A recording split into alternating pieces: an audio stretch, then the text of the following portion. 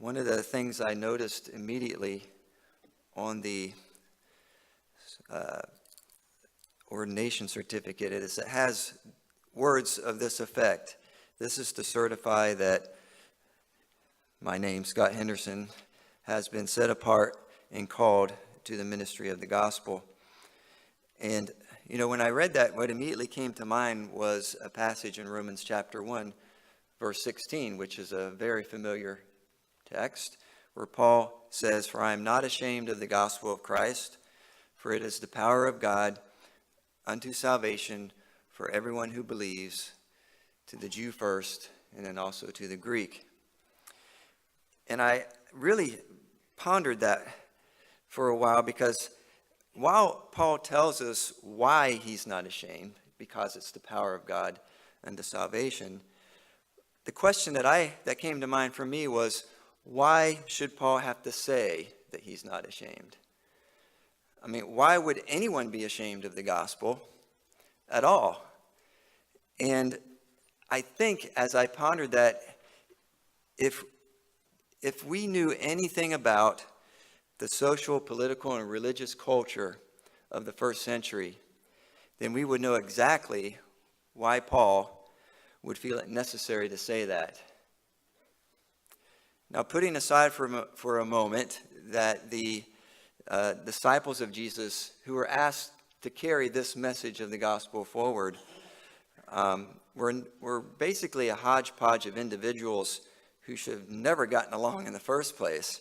I mean, just set that aside for the moment.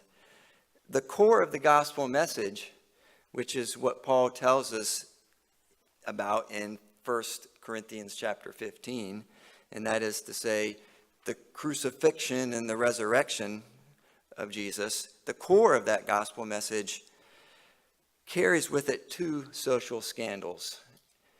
And I'd like to tell you a little bit about those social scandals and why Paul felt it necessary to say that he's not ashamed of it. Because anyone living in the first century would look at this and would be ashamed of this. First of all, the crucifixion. What was crucifixion in the first century? Well, the crucifixion itself carried with it a significant stigma. And it was intended to do that. Crucifixion was a means of execution, not created by the Romans, but exploited by the Romans to the fullest measure to bring an individual to the lowest social status possible. It was meant to shame that individual. There's a book I read a number of years ago written by a guy by the name of Martin Hengel titled Crucifixion. And he talks about crucifixion in terms of a status degradation ritual process. And if you know how it happened, you can see exactly why he talks about it in these terms. Crucifixion took place. It was reserved for the worst criminals, for rebels, for insurrectionists. These individuals were stripped completely naked, and they were nailed to wood, hung outside of the city gates, right on the major entrance into the city, so that those coming in would see and take note of, this is what happens when you try to rebel against us Romans. This is what we do to you. And the entire process of crucifixion involved demeaning this individual, shaming them. Not only did they hang there naked, but their arms were pinioned out to symbolize helplessness.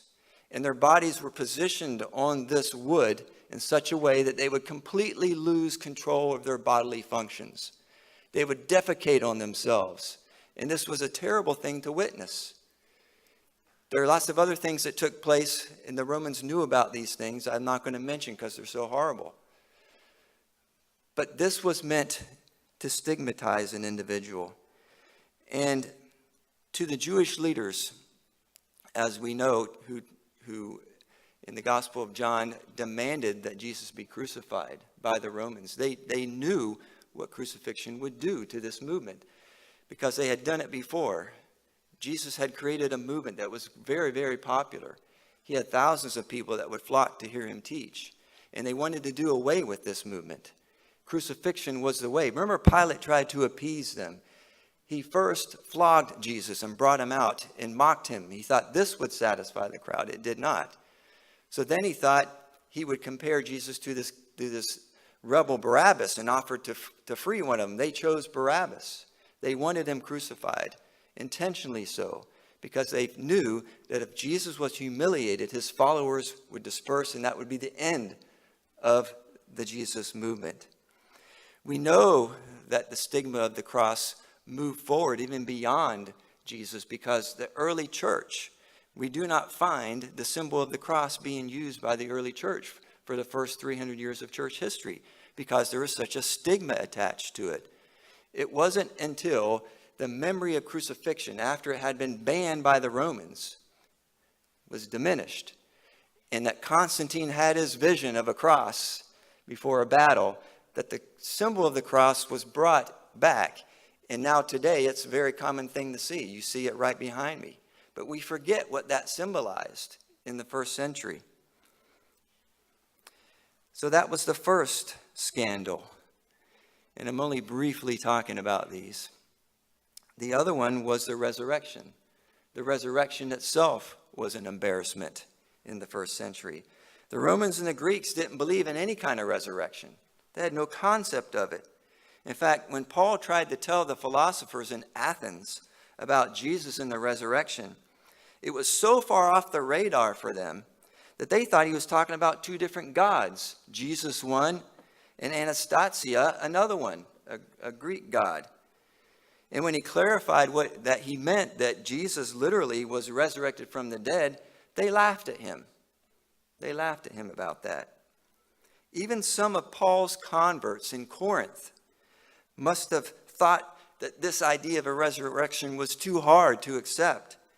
And evangelism might be easier without it, given the fact that Paul has to spend a very large portion of his letter to them to defend the resurrection and to say that it's absolutely necessary to the gospel message.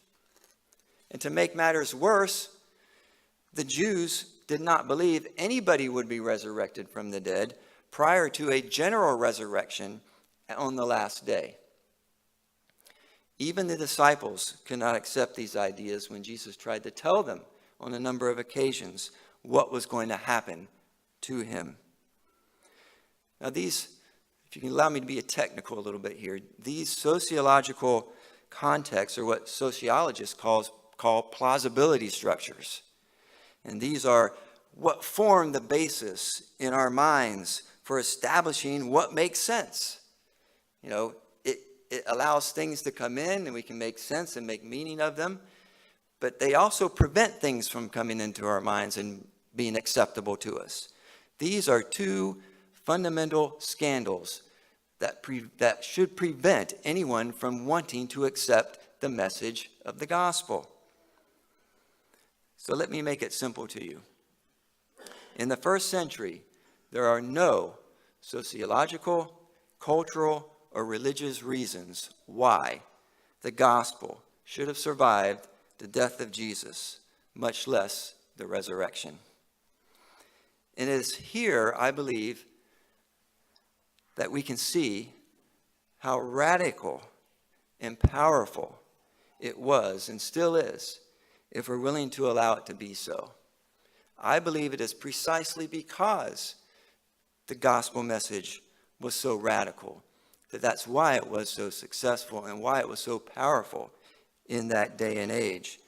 Because the great irony of the crucifixion and resurrection of Jesus is that despite having everything against it, humanly speaking, the message behind it nonetheless exploded onto the scene and literally turned the world upside down. And of course, we have to ask our question, what is that message? It is this: there is a God of love who personally condescended in Jesus Christ, and in a demonstration of costly love, underwent the most shameful death possible at that time at the hands of his own people as a sacrifice which resulted in victory over sin, evil, and death for anyone who would simply believe in him. This idea, I would suggest to you, was radical. None of the Roman, Greek, Egyptian, or Near Eastern religions, and none of their gods gave a toss about people who served and worshiped them. In fact, pagan theology taught that the gods must be manipulated in order to get something from them. And you had to be careful about how you did that because you didn't want to tick them off. So it's no wonder that the Apostle Paul could declare that he was not ashamed of the gospel. He saw the power of it in his own life, which transformed him from a murderer to a proclaimer of the love of Christ in the gospel. It was so powerful to him that he was willing to suffer for it himself, and many others did also. I can say to you today that I am not ashamed of the gospel, as Paul was not ashamed of the gospel. But I believe that in order for the gospel to be effective, especially in today's climate where we know we are experiencing a post-Christian environment is growing around us. And this is why I think it's important to reflect back on the first century, because we are entering into a time that is like that, not exactly, but close and similar to it. Our preaching must be accompanied, in order for it to be effective, by a costly demonstration of unexpected love, as one of my favorite writers, Kenneth Bailey, says. Let me repeat that. Our preaching must be accompanied by a costly demonstration of unexpected love. That's the power behind it. Remember that Jesus said, "By this, all people will know that you are my disciples, if you have love for one another." If we don't, we will be considered hypocrites, and the gospel won't be effective as it comes out of our mouths. Remember who Jesus was the most critical to in the Gospels. You remember who it was? It was the religious leaders of his day. Read Matthew chapter 23. It's relentless. He's in the temple when he does this. One after another, he lists the grievances against the religious leadership in the temple. And every one of them, he calls them hypocrites. In every instance, he does that. May God protect me from ever falling into that category. I never want to be a hypocrite when it comes to the gospel of Jesus Christ. My goal and my vow to you and my vow before God is to not only preach, but to encourage and provoke the folks at Grace Baptist Church to be ministers of the gospel in full display of the community. And if we promise to do that, I can guarantee you that the gospel will have its intended effect. So join me, will you, in entering into this covenant that we might see this fulfilled in our lives, in this church, in this community, and around the world. That's what I believe the call to the gospel entails.